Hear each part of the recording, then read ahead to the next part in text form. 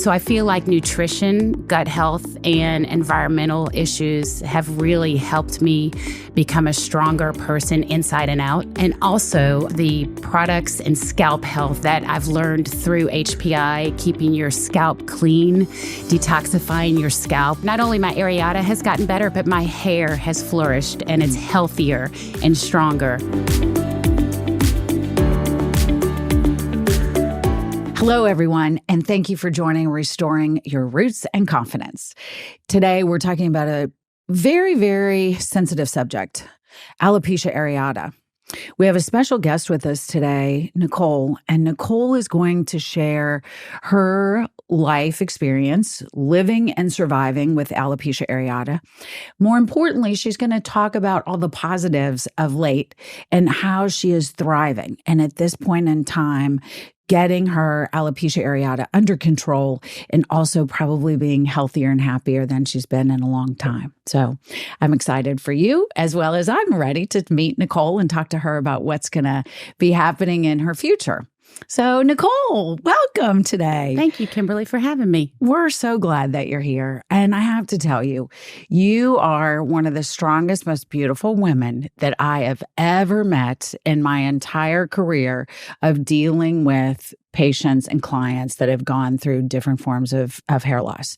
You have struggled, you've survived. And as I mentioned earlier, you're healthier than I've ever seen you.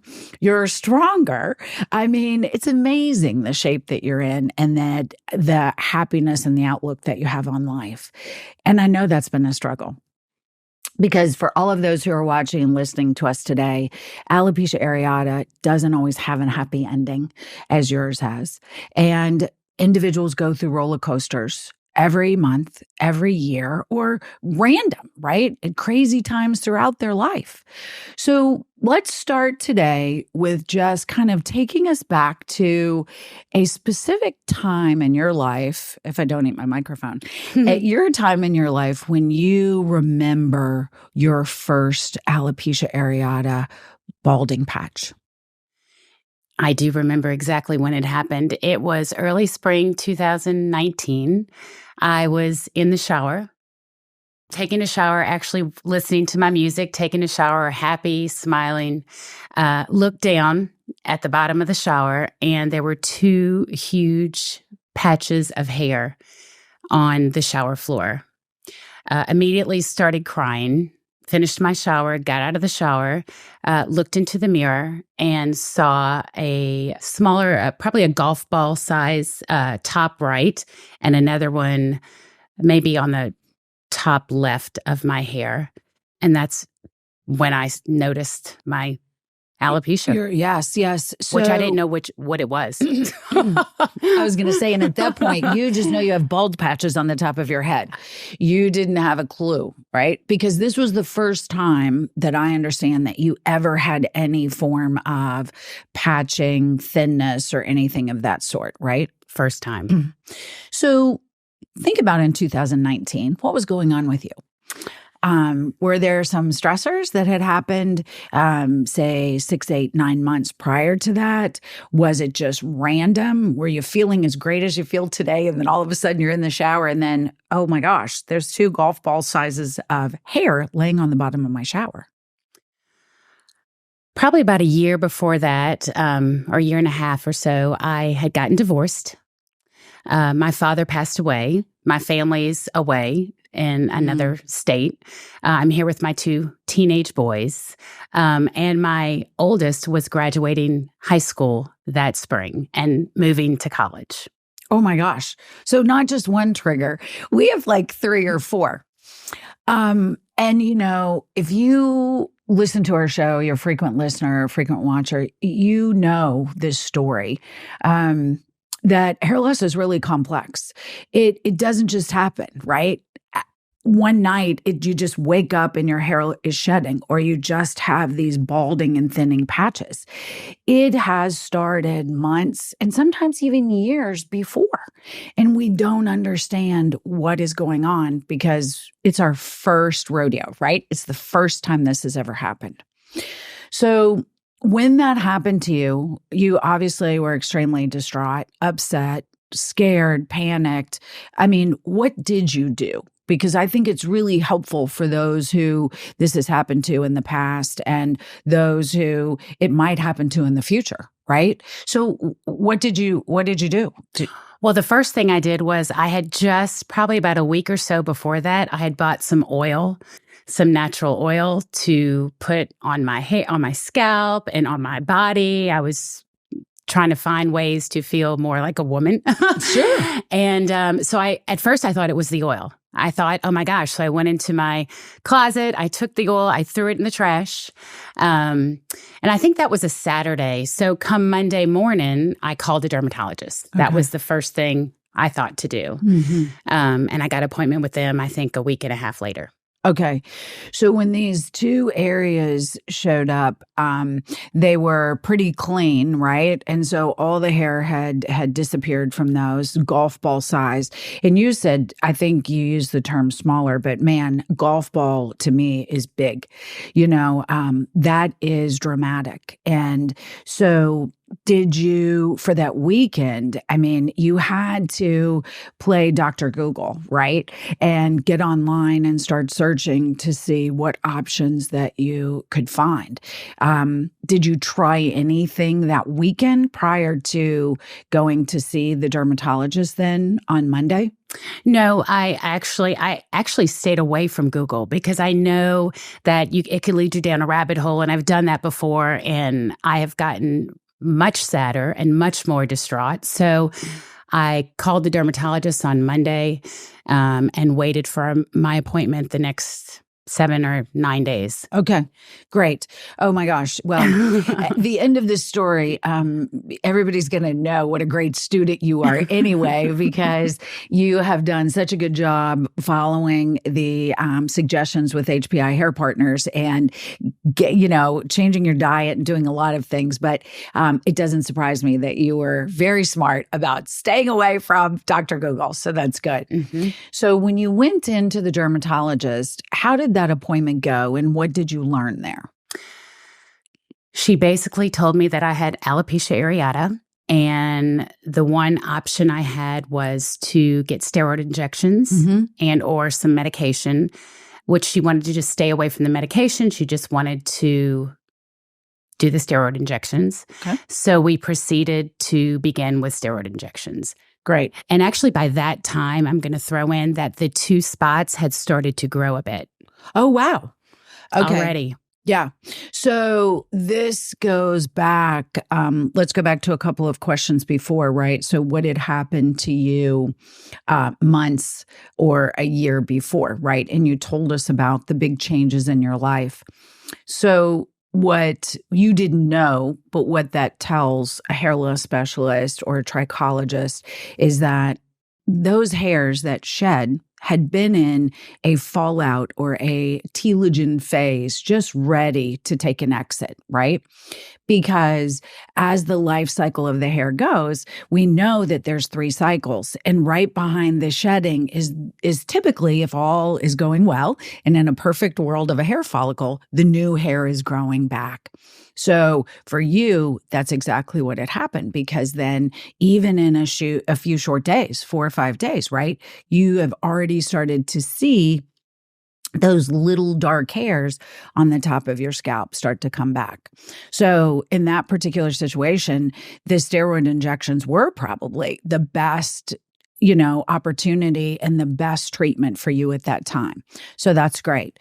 So you had how many sessions of injections? Do you remember by your dermatologist? Well, for that first breakout, I think I had 4 or 5. Okay. And so you would go call, I know for HPI, is that we'll have you come in every 4 weeks and then we re-inject. Some dermatologists like to stretch out the treatment to about 6 weeks. Do you remember? I mean, within that time frame, it was somewhere between 2 to 6 weeks probably? I think it was about 2 to 3 weeks. Okay, perfect. Good. And so after which treatment do you really feel like, or how many treatments, I guess I should say, did you feel as though that you could really start to see that scalp area start to cover and clear? I'd say by the second or third steroid injection Good. appointment. Okay. And was that true for both areas that you had lost? For the first breakout, yes. Okay. Okay, good. Good. So at that point, had you changed any other routines in your life when you had that first breakout? Or were you just so thankful that the hair was growing back? You're like, I'm just not going to do anything any different. Well, to be honest, I wasn't aware of the gut and all the other things that one can do in order to help hair loss and areata. So no, I was just thankful. And I was just on the steroid injections, really didn't know much more than that. Okay. So I just stuck with that. Got it. So that breakout was in 2019. But you've mentioned a couple times in just this short time that we've been talking about your first breakout. So when did you see the alopecia areata occur again? How long? That was spring of 2019. At the end of the year, maybe November of 2019. Okay-ish. And you saw more breakouts and more balding actually patches. A larger breakout that was more aggressive. One of my spots grew to probably a regular softball size. So that was a bit more aggressive. The first breakout was aggressive. The second breakout was a little bit more aggressive. Okay.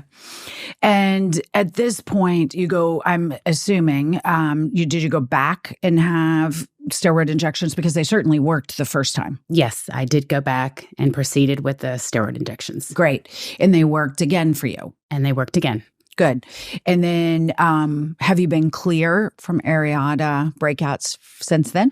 No, I think I've had two and a half, I call it, 3 breakouts, much smaller. My last breakout was at the beginning of this year. It was really 2 small, maybe nickel size circles. Okay. And then what did you do? So from 2020, right, to earlier this year, 2023, and you had a couple of breakouts in between. What changed? Because it sounds like your spots in the breakouts are starting to become further and fewer apart. They also sound that the spots are getting smaller. Now, I want to remind everybody listening too, is that alopecia areata, there's no way that we can draw a line in the sand and say, oh, at this point in time, you're only going to have smaller breakouts, or you're only going to continue to get them further and fewer, months apart. Absolutely not. We have no idea. Right. But there are things that you have done in your life over the course of these last 2.5 years that I was referring to earlier in the introduction, that you have become such a kind of a different person in the way that you look at life, in the way that you look at your hair loss. And the listener would love to hear this. So tell me, where did you start and how did you know what to do first? Because this kept happening, right? And it was now perpetuating. And now, did you go back to Google or did you go to Google? Okay. Well, I met you, and HPIHair Partners is really how my real journey of helping my areata and my health become, an important part of my life. I met you actually while I was working. I met you, I don't know if you remember, on my bed when I was giving you a facial. That's right. And that's right. Yes. You told me, I asked you what you did, and you told me all about your company, and I started crying and showed you my spots, and you gave me your card and said, come see me as soon as you have a day off. And so I'm so thankful for you and your company. But the things I've done through with HPI, I think gut health was a really important thing for me. taking time to understand nutrition and the foods and vitamins and minerals that really help detoxify and or help your health become stronger. I did an epigenetic hair follicle test, which we perform, or y'all perform at HPI, which shows the all of the vitamins and nutrients that you're lacking, the environmental stressors, which is a big thing nowadays, that are affecting your health. So I feel like nutrition, gut health, and environmental issues have really helped me become a stronger person inside and out. Also, stress, learning how to deal with using my tools for stress, resting, exercising. Those are very important in my life. And also the products and scalp health that I've learned through HPI, keeping your scalp clean, detoxifying your scalp, which is just like your face, which I was not aware of when I came to HPI. The health of your scalp and hair is really important. And so many of the services at HPI, the scalp treatments, the detoxifying your scalp, and also the products for strengthening your hair. And my hair, not only my areata has gotten better, but my hair has flourished and it's healthier and stronger.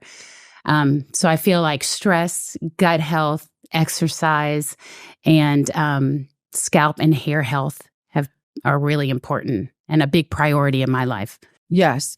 Well, and that's probably the reason also I was mentioning during the introduction is you seem to be in such an amazing, happy place right now. And I mean, you look amazing. I mean, from when I first met you, and you certainly weren't overweight or out of shape, but I mean, I think you should be signing up for the next, Ironman or Iron Woman, like triathlon or something. It's crazy. But so great. Lots of super topics that you just mentioned that I want to kind of take in reverse, just so we'll do that quickly so the listener can understand. So the first is stress. So we talk on many of our episodes and our podcasts as well as our videos about how important it is to reduce stress in your life. That's easier said than done. Sure. I'm the first to say, I'm a AAA type of personality and it's ridiculous. I mean, I start at 4:30 in the morning and then, where's my cortisol levels? Where's my stress? But you did intentionally work on that. And I think one of the things is it's kind of you to give HPI the credit, but I also think our coaching and just the education. It's not as much about HPI. It's about the world of trichology and really understanding the importance of educating you and every single individual that we sit in front of. Alopecia areata is an autoimmune condition, and we need to make sure that everyone understands why that is affecting 2% of the world's population.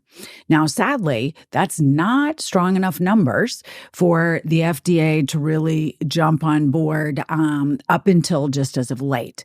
And sadly, it took the pandemic to make a difference in treating the autoimmune body and the autoimmune response. And that's when we started seeing the alpha reductase 5 inhibitors that were on the market, such as many of the drugs that have now been FDA cleared.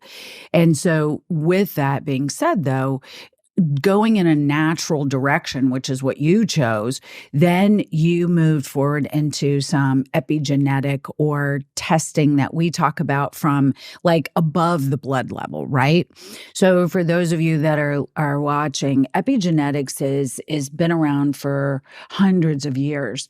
But now it is being recognized in the United States as an amazing analysis to understand what is going on with your body. In addition, certainly to traditional labs and other forms of testing, but on top of that, you were able to get yourself in a much healthier place from your diet. The testing shared with you foods that might not be great for you, right? And that might be causing stress on the system, that could be causing inflammation. And so, being able to reduce those foods or either add in healthier foods, it really gives us a roadmap, right? And the other thing that I have to say, it obviously meant a fair amount to you because you ended up going back and getting your certification to be a certified nutritional coach. So if you're listening and you want to come over to HPI for one of these tests, you can talk to Nicole personally, and she will actually perform your test for you. So what we really want to impress upon the listener and the audience is that taking control, right? You knew that something was wrong. You didn't know really how to identify it. Your dermatologist was a great source for you because you were able to go to them. They were able to diagnose exactly the issue. Trichologist, dermatologist, a lot of functional and integrative medicine physicians can also help with the diagnoses of alopecia areata universalis or totalis. From there, though, it kept reoccurring, which many times it will. And so you started to look for other options and other ways because the steroid shots seemed to work, but boy, how are you ever going to get this under control, right? It was tough. And so then you were able to step into what else is available. The key is the scalp treatments that you performed, right? And you talked about that. And one of the things that is so important for individuals to understand is scalp health, the treatment of your scalp, right? And Nicole, you've become one of our, leading experts on scalp treatments and scalp health. So what would you say when you're performing a scalp treatment, right? A detoxifying treatment or a stimulating scalp treatment? What are the benefits that you share with your clients, right, as you see them for those particular treatments? Well, scalp health is of utmost importance. Detoxifying your scalp is the first thing I talk to my clients about, making sure it's clean, free of oil. Most clients, use dry shampoo or oils. And a lot of my clients' scalps really do have a thin film of debris or oil or flakiness. There's, many, many forms of scalp diseases that come along with that. So at first, I try to help them understand that your scalp is as important as your skin. And if you don't wash your skin or detoxify your skin, moisturize your skin, then your skin cells, cells are not going to turn over. And so it's just going to become dull and lifeless and saggy and wrinkly and hyperpigmentation. You're not going to really help your skin by not washing or exfoliating your skin. So your scalp is the same. Right. And then also the scalp treatments that I perform, the scalp mask also is a blood stimulator. It helps stimulate the blood, which helps turn over the follicles, which helps cell turnover. So that's another thing of utmost importance is turning over that cell turnover to help stimulate hair growth. Right. And with autoimmune conditions, right, we only know that the body is telling the hair follicle to stop growing for some crazy reason, right? We also know that alopecia areata is a polygenic type of a condition. And so what that means is that it can happen to your brother, but it might never happen to you. It could happen to a distant relative, and then it could happen to one of your teenage boys, right? You can have two twins in a family, and the second twin only has a 55% chance of even having the same genetic predisposition that you do. So how do we know? What do we do? And so because the body maintains and contains the autoimmune responses by changing those and helping those from the epigenetic testing first. So you're cleaning and detoxifying the body. Then you clean and detoxify the scalp. You do a little yoga, or you hum along the way, or you go to the gym and work out like a crazy fiend. And now you kind of have a little bit more of a handle on what's going on with your life and your body. And the goal is perfect for you because it has really warded off any issues currently with alopecia areata. Is that correct? Correct. So when was the last episode that you had? The beginning of this year. In 2023. And you said that the areas were much smaller than they've been in the past? Extremely small. Great. Yes. And so are you still finding, though, that the steroid injections are working well for you when you do see the trigger and you do see the outbreak? Yes, I did get a steroid injection. I think I got 2 separate steroid injections in both little spots, and then that was it. Oh, amazing. So you went from those larger breakouts back in 2019 to now 2023, going from 6 treatments to now just maybe 2. Yes. Which is great. Plus, then, like you said, all that you have learned along the way, right? It's just made such a difference for you. All the things that I've learned through HPI and, being a great student, the diet, exercise, nutrition is of utmost importance for hair growth and for health and happiness. Yes. Especially for a middle-aged woman like myself. So if someone's listening and they've had these reoccurrences, and they have a formal diagnosis, if you will, of alopecia areata, and they've had the injections, what would you suggest to them at this point? Which direction should they go in? I mean, should they try to, we can certainly do it all at one time, right? And that would be great. But if it were you advising, what would you advise the listener today? Well, I know once you have you find a spot, obviously a steroid injection just to ease your mind to hopefully begin the hair growth would be my first thing to say. But secondly, some testing, some blood tests, the epigenetic tests, just to find out about your diet, your gut, your thyroid. Those are of utmost importance because it comes from the inside out. And so I feel like if I would have known about the testing in the beginning, I would have jumped on that as soon as I could. But I wasn't given all that information until I came to HPI. And that's when I began all that. Great.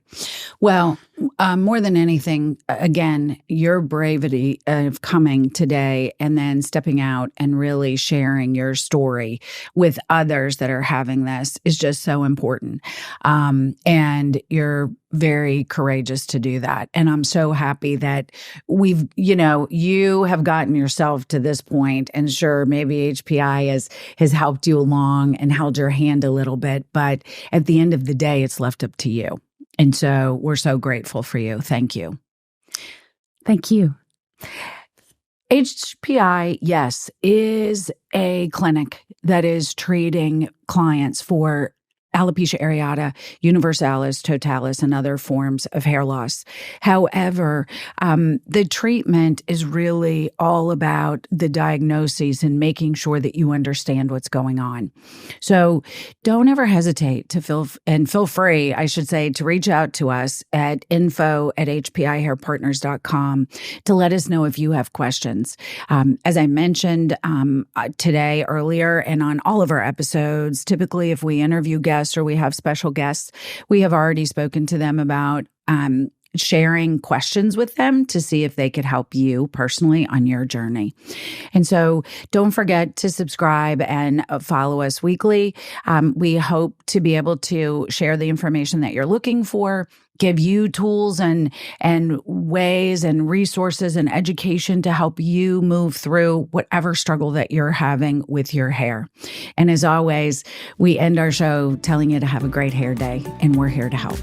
Bye-bye.